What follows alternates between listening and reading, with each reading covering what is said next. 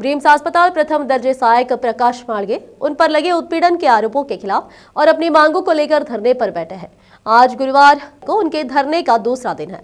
आज ब्रीम्स अस्पताल के निदेशक शिव कुमार शेटकर ने ब्रीम्स अस्पताल के प्रथम श्रेणी सहायक प्रकाश मालगे से मुलाकात की और आश्वासन दिया कि वह उनकी समस्या के बारे में माननीय जिला कलेक्टर और माननीय मुख्य कार्यकारी अधिकारी से चर्चा करेंगे और समस्या का समाधान करने का प्रयास करेंगे। इस अवसर पर ब्रीम्स अस्पताल के सहायक प्रथम श्रेणी प्रकाश मालगे और ब्रीम्स अस्पताल के निदेशक शिव कुमार शेटकर ने मीडिया से बात की। केपी न्यूज के कैमरामैन पप्पूराज का कवरेज। देश विदेश और स्थानीय समाचारों के लिए चैनल को लाइक, शेयर और सब्सक्राइब करना ना भूलें।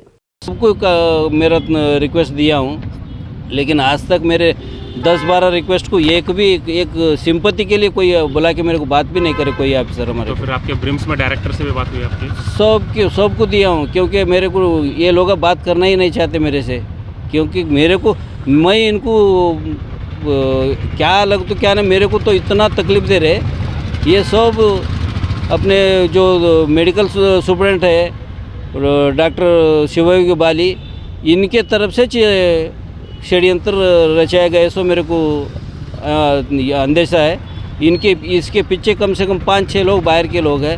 मेरे को बहुत तकलीफ़ दे रहे। 2016 से मेरे को तकलीफ़ है, लेकिन आज तो मेरे को मेरी ज़िंदगी का आज छोड़ के मैं ये जो अपराध लगाए, ये अपराध के वास्ते मैं न्याय मांगने के लिए मैं आज धरना डाला हूँ। आपका नाम सर? मेरा नाम प्रकाश मालगे बोल के।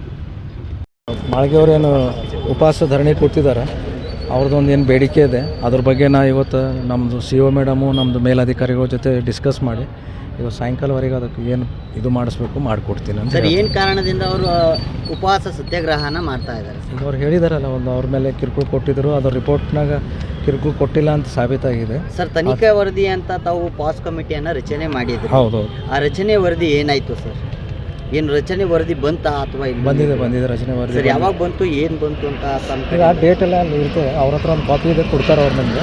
ನಾನು ಅದು ಏನಿದೆ ಬಗೆಹರಿಸ್ತೀನಿ ಅಂತ ನಿಮಗೆ ಅಷ್ಟೇ ಹೇಳ್ತೇವೆ.